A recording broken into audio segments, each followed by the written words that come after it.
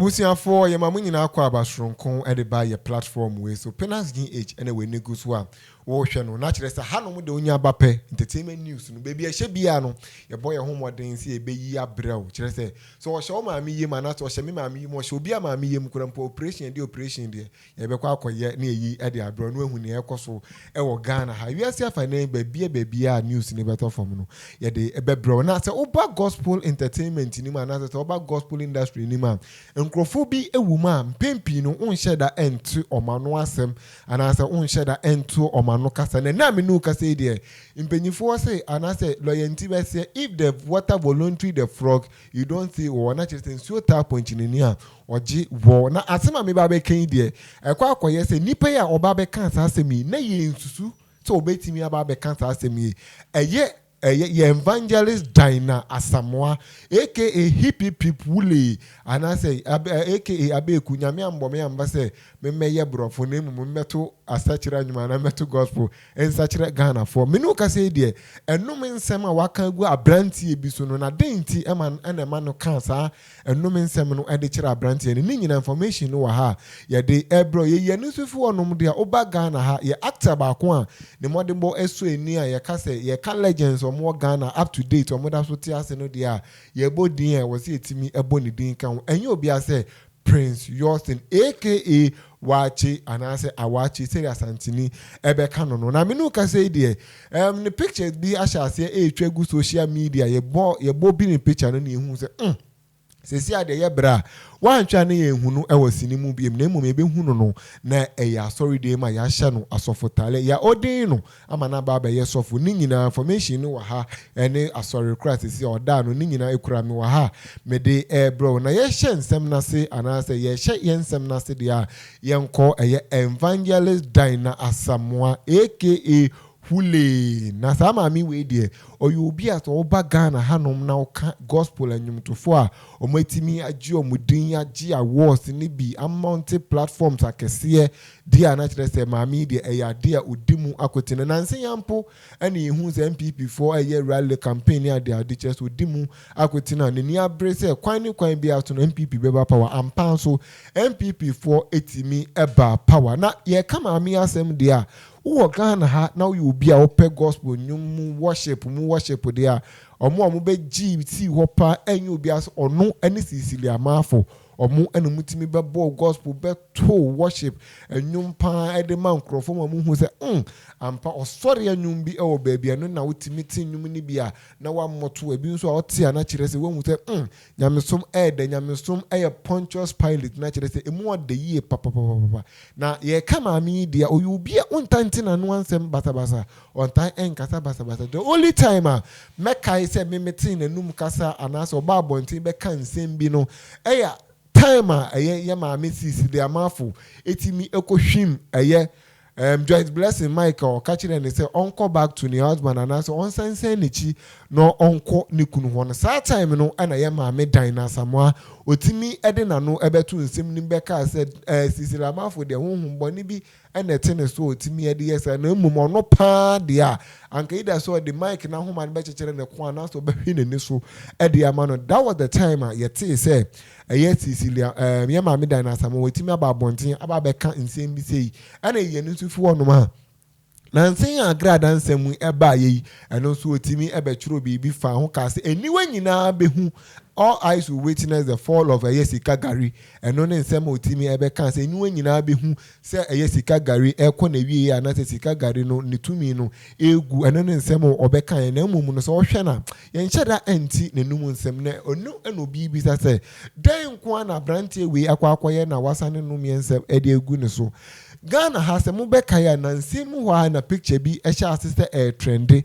picture ni sha asese trending nyina no na kire se ade a ye maame Dina Asamoah and what's that picture nim na sa picture ni de ntia na trendy any caption e wo ho ni nyina na se ye maame Dina Asamoah ade a wafa afuro anase onyem sa ene ne sa picture na trendy no na obeka ya Dina Asamoah obi a ye nyina enim so enya ade a waware na ono course or the better about you can put or sorry be no do sorry no and a sofu be a buy no say you marry a pastor so be what sofu and a children say there be a young concron and a small cosono who say sofu no e pepe baby and a day a free no one nothing be since any name say Dina Asamoah and ya dear waiting me aware ain't it on yima only one and him kwa nkronkron ntimi ma manyim Dina Asamoah ewa Ghana hanum aha hyehye we na nkronkron dabi enya ade ebetimi aba akose wi na ebo hananu eye dinye pa nkronkron kra o ntimi mesta ni sa air condition wa Dina Asamoah da mu nti enya nkronkron nti wana ana etimi enyim Dina Asamoah na chese akoye hu question na Dina Asamoah din se mi aba se mi catch the obesa this all serious cause nzemo na okanu betin se mo krampo na ye mesir o kire ni nsemu a sa blogger no yes ade no enya ade a anas waka kire won konkon bo mpa yegu ne so se ejuma ade ejuma pa ade enya ade obenya ejuma ye biem da koso won konkon ya ade won twantro na ono Dina Asamoah na mo kase onyem no enya ade na onyem na emom before be ba show ne so no ade a fifi prat mo ene sa brante ne timi fifi prat show no timi e ba so na before be ba show ne so no na ya ade wedi banku ni nkruma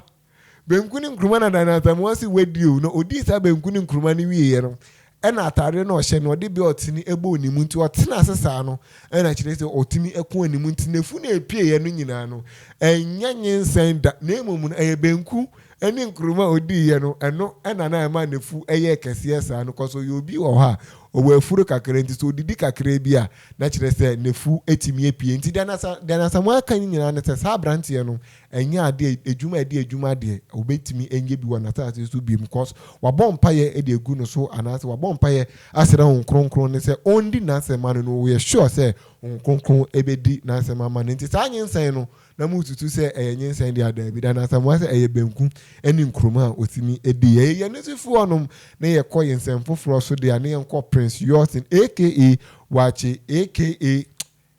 MPP ni no yemfa no so entimi enka oma because uba Ghana hanom de otumu se mpempi no bon se nyumtuni the lives of Lord Kenya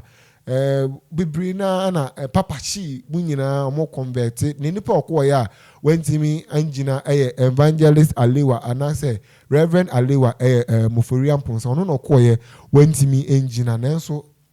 Oche Lord Kenya mo they are still no mu wo ma mo bo adwuma rado e ama Kristo eni nyankopon na nsemu a se mo be kaya before election no ya ade a wache anase awache otimi ebe yare yi papa no be yare eda ne yare mpem na bebre na mpo kata MPP for omunye nipa bonefo cause abrantie we abrantie bi a during on first we no be no na kire se campaign e course no na abrantie edimu akoti na kire se ndi ogine was serving MPP ni nyina no otimi ye edema MPP for na kire se MPP for eyomani ede ma abrantie no abra no oyare nanso sa na MPP for say nya sa na tie koso krisafo mu nyina ede omanu ebetu mu a me no ka say de ade abrantie ne ho ato no na se si ada so wo hwehwe no say bi obaba ye was serving MPP ana victory dia oboa se si ade o ye sofo a ya odin ni no a se si a me no ka say de wa ye sofo papa oye sofo papa oye reverend minister papa bakon ewo Ghana ha ade asa adwumadi no etimi ekoso Sunday April 25th ya 2021 ya ene etimi koso a me no ka say de te si ade asofo ana asori oba beda no ana asori oda no World Impact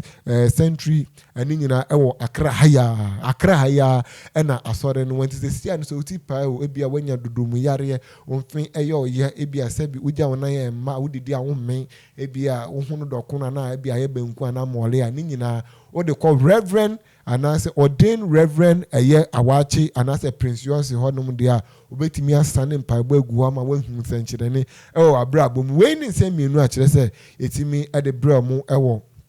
Pinax GH. Me no ka say there ade a evangelist Dina Asamoah ode no miastem bi ababegu abrantie bi so ni nyina ne say abrantie no na opese o destroy no ama akwakwatwo nsem mi afa ne ho say ade onyem na o kire ni nsem mu de a nyensen ne anya nyensen ni mum na ebenku eni nkruma na odi ye ansa no oba show ne ye no so fi wonom de a me no ka say there Prince Yosin aka Awachi ade a ya hye no sofotale